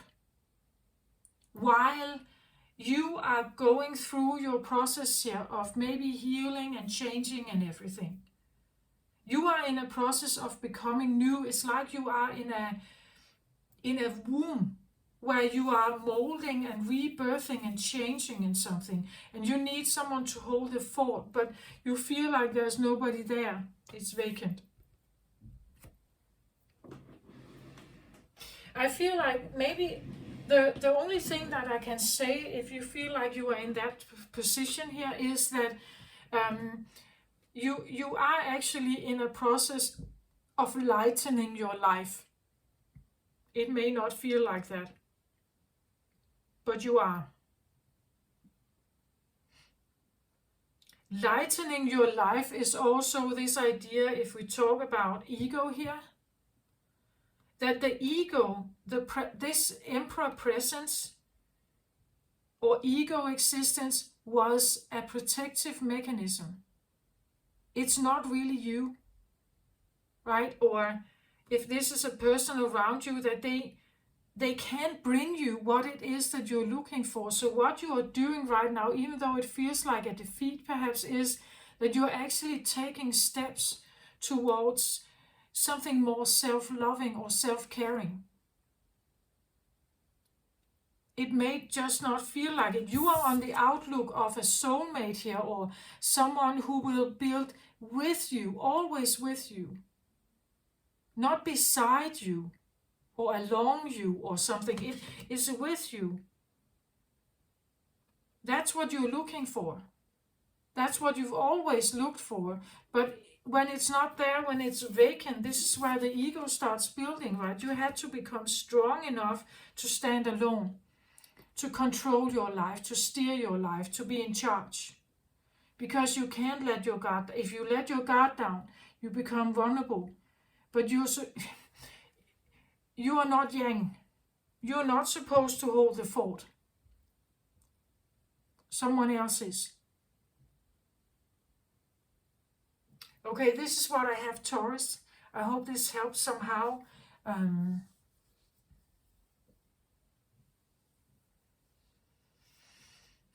I want to say, please take care of yourself. I think you are forced to here.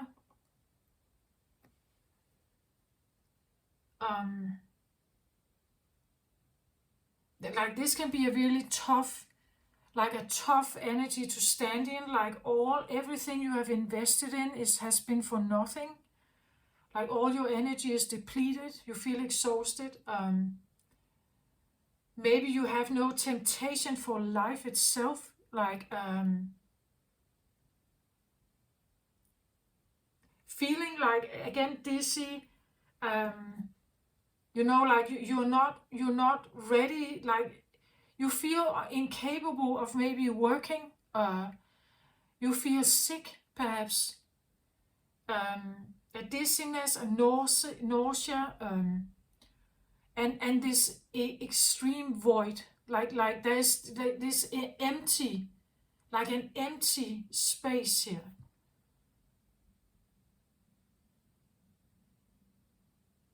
Of, you know, like if you look around at all the people you know, there's no one there that you would expect being able to be that one who can hold the fort.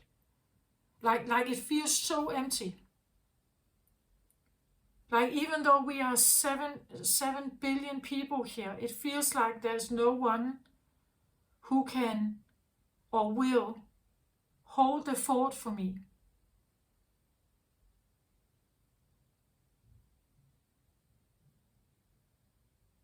Not with me, right? Not with me, like not with me.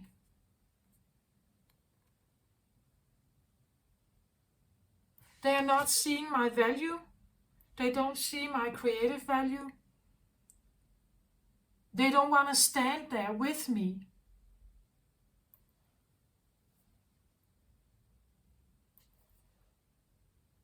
It's vacant. There is no one. It's empty. This is what I have. I hope this helped. As I said, take care of yourself, Taurus. I think that you are integrating new light here. When you integrate new light, it can be a very difficult like feeling of change and maybe defeat in some way.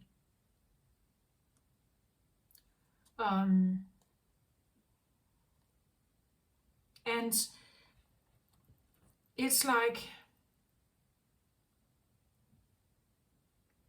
it is a love energy that comes in, but you have to get adapted to it. And when you adapt to it, I feel like you will actually see this as a blessing. Like eventually it will be a blessing for you. Because it gets you out of situations that are not in alignment with you, that is really not in alignment with your authentic self. But it may feel like it puts you in a weaker position in society, in life in general, and like the fort is not kept. You know, like there's nobody to keep the fort. When my own ego breaks down, is because that is my protective mechanism here. It's like there's nobody to hold the fort, and that could be a feeling like really feel very uncomfortable. I think you should give this some time, adapt to these energies. Eventually you will see that it has been inauthentic. And a life of authenticity will be more of your alignment. It will be right for you, but it comes in over time. So I hope this can maybe give you a bit of a relief or a sense of hope for the future, perhaps, that you are on the right track, even though it doesn't feel like that. That this is actually maybe a feeling like a blessing in disguise or something.